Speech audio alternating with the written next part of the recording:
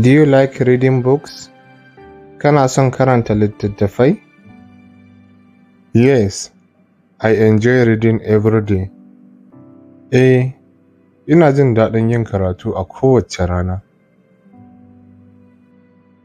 What kind of books do you read? Waɗanne irin littattafai kake karantawa? I like novels and history books.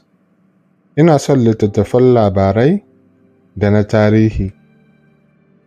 Do you have many books at home? Kana da littattafai da yawa a gida? Yes, I have a small library. Ina da ƙaramin ɗakin karatu. Where did you buy this book?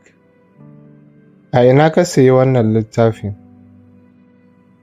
I bought it at the market. Na siye shi ne a kasuwa. Is the book interesting? Shin littafin yana da daɗi? Yes, it is full of good stories. Yana cike da labarai masu daɗi. Muna sayar da littafin koyon Turanci da Hausa na waya, mai ɗauke da darussa guda 100 masu sauƙi na koyon harshen Turanci.